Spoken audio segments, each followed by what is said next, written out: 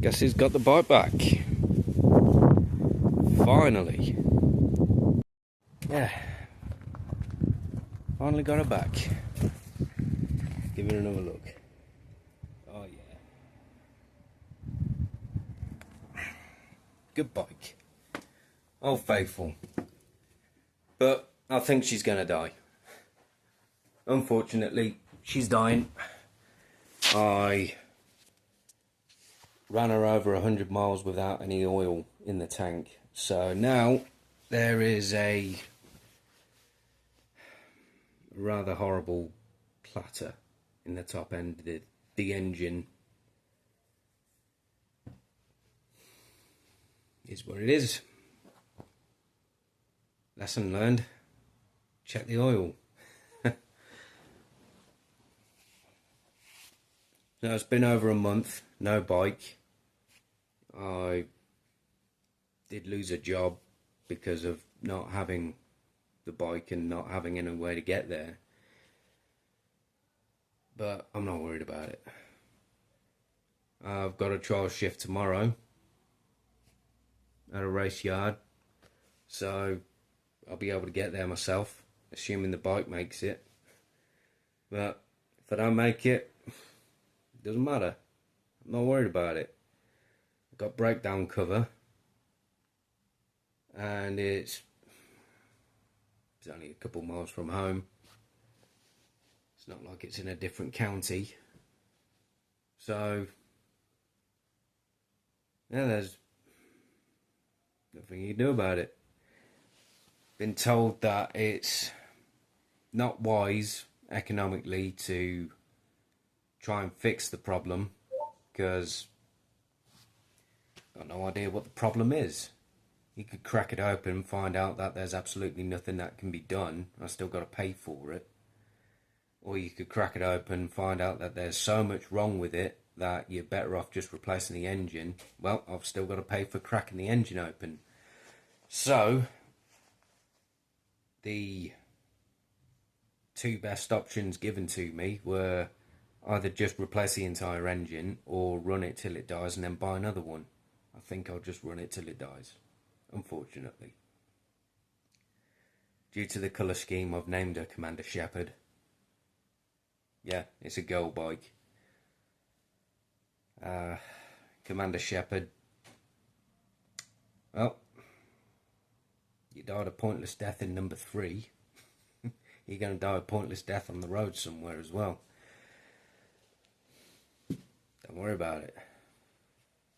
Now, that's something that's been on my mind recently. Not worrying.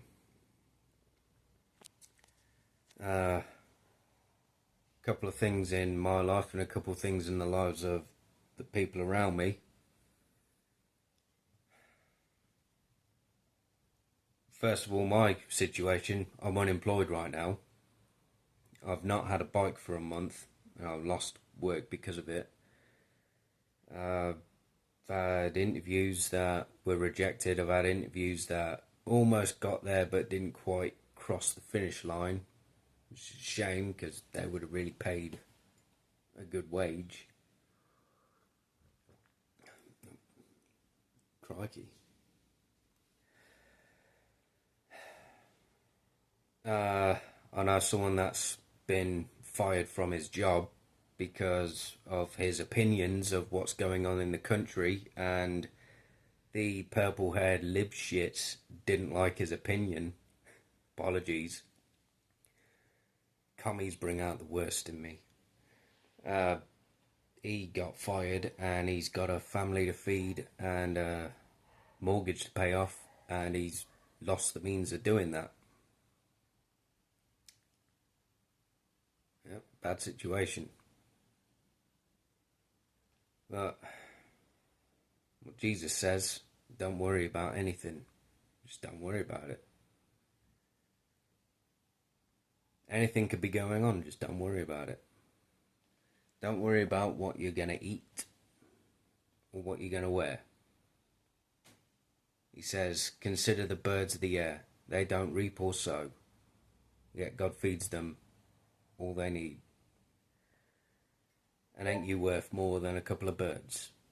Or consider the flowers of the meadow. Even King Solomon in all of his glory was not dressed as beautifully as any of these, which are here today and wither in the sun tomorrow. So don't chase after these things, because the pagans chase after them, and well, God knows you need it. Seek first his kingdom, and these things will be given to you. Because who can add an inch to his height by worrying, or add a minute to his life by worrying, or change one white hair black by worrying? Today has enough trouble of its own. Let tomorrow worry about itself. Don't worry about it. It's not an easy thing to live by, because, well, you do need to pay the rent, you do need to eat, but we're told not to worry about it.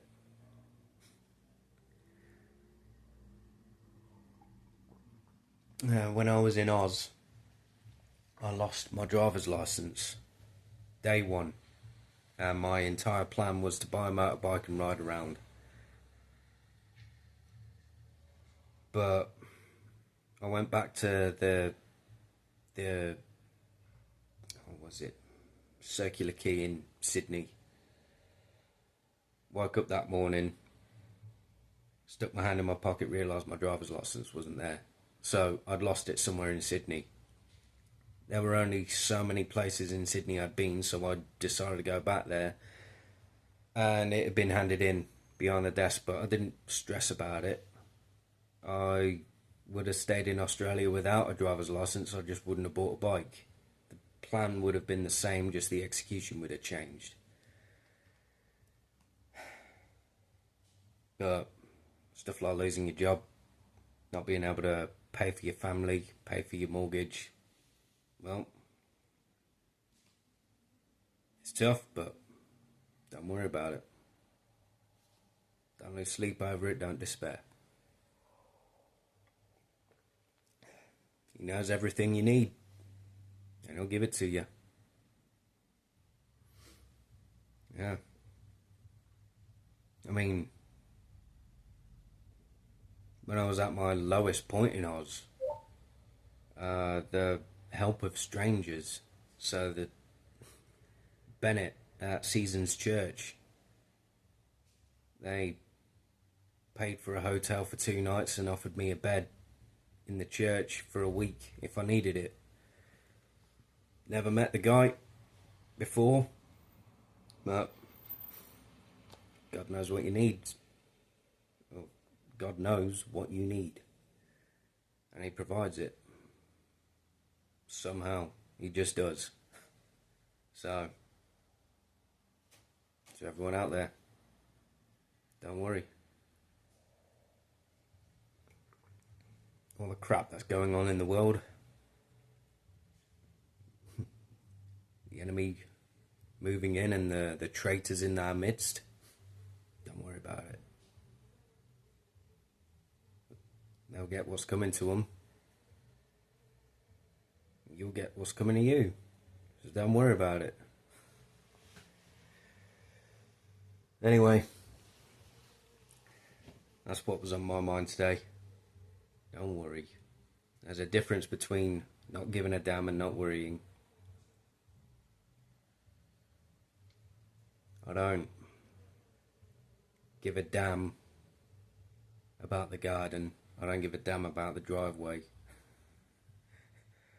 But I don't worry about losing them anytime soon. And even if I were to lose them, I wouldn't worry then. Yeah.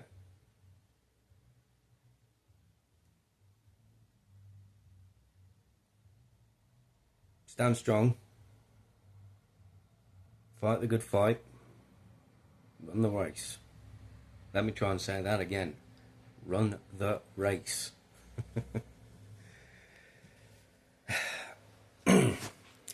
Look, don't worry about a thing. See you later.